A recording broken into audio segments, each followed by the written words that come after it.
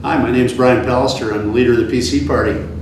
And what a year it has been. This week marks the anniversary of my selection as the leader of our party.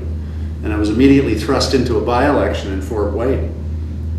So they say there's no rest for the wicked, and I guess that's true in the case of my experience. But in any case, it's been a half a year, I should mention, since Morris was ready for a by-election, and the Premier should heed our call to have one.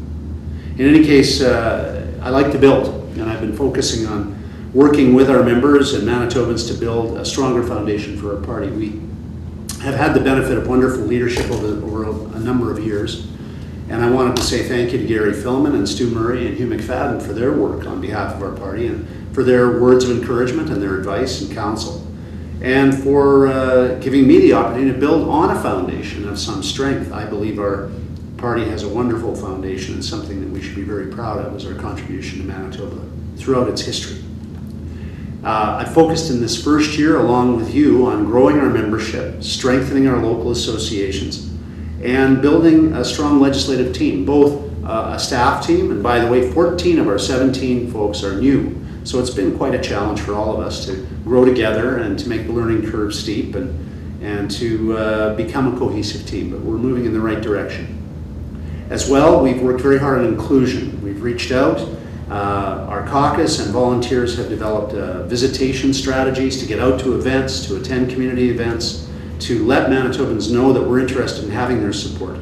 My dad used to say business should go where it's wanted, and we want the business of Manitobans. We want their support at the polls, and to do that, we have to earn it. We've also established walking teams, the Blue Crew and the Blue Blitz, we call them, to go out and do door-to-door exercises to ask for support, to identify supporters, and to upgrade and encourage our data to be better honed so that we're available. We have good data available to win the next election, because that's really important.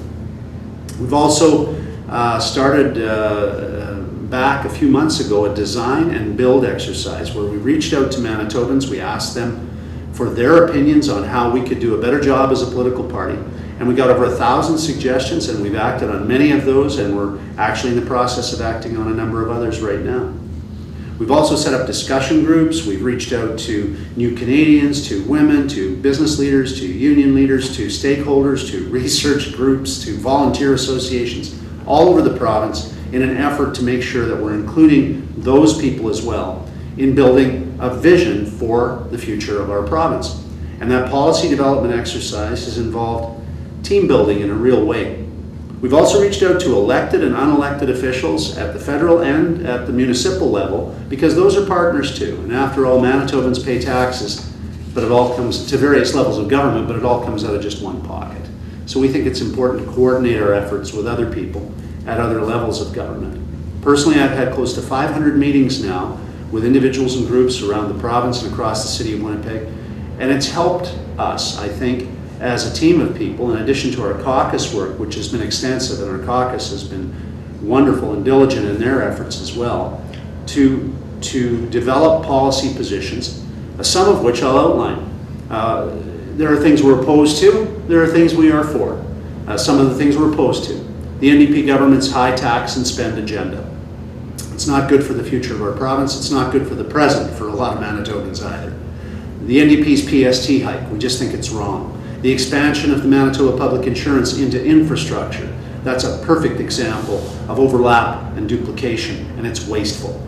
$1 billion the government's preparing to waste on a west side bipole line that actually makes a big C across the province that stands for costly.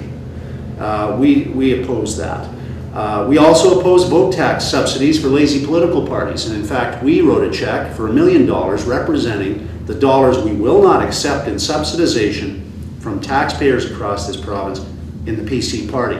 The NDP hasn't taken that position. They're tired, they're out of gas, and I guess they feel they need to be subsidized, but we don't think taxpayers value that as a priority.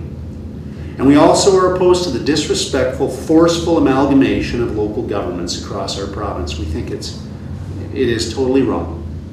But we are for a number of things, and let's talk about some of those. We're for a better future for those who are struggling in our province, and we want to increase the basic personal exemption, the amount that you can make before you're taxed, to the Canadian average. Right now, Manitoba workers and seniors start to get taxed sooner than anybody else in Canada west of New Brunswick. And in fact, in Saskatchewan, you can make twice as much money before you start to pay taxes as you can in Manitoba. We also are for joining the New West Partnership and working with our neighboring provinces. Canada's West is growing really well, and we believe there are tremendous opportunities for us as a province to do better by cooperating with our neighbors. Something I was raised to believe was a real smart idea, and we think is a good idea for the province of Manitoba as well.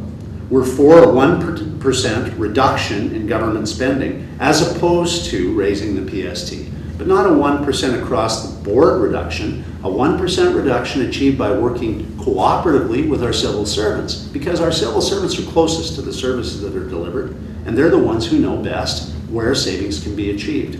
We've got a number of ideas from them already, and one of them that's consistent is that they believe there's just too much red tape, too much administrative waste and time waste, and that there's a top-heavy bureaucracy in the civil service. And in fact, we are for making sure that we listen to and preserve the frontline workers' position in this province. We are for increasing the rental allowance to those less fortunate Manitobans who live with disabilities.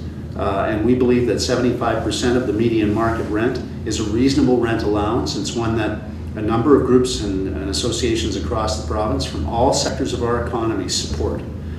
We're pressuring the government to raise that allowance. We also are for a non-politicized, independently led consideration of Manitoba Hydro's future. This is the biggest investment. The NDP is proposing to make the biggest investment in the history of Manitoba, and they're not asking Manitobans for their views. And you know, this is too important to get wrong.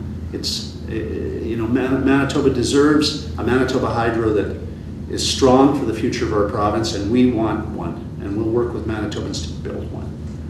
And we're for strategic and effective infrastructure investment, not throwing money at ribbon cuttings like the NDP does, but actually investing in intelligent strategies to get a return on the investment. And that allows us to put more money back in infrastructure, quite frankly, as we bolster our economy and our economic performance in our province. In summary, we believe that the PC party can help build Manitoba into the have province it is, but we need to replace the have-not government we have now.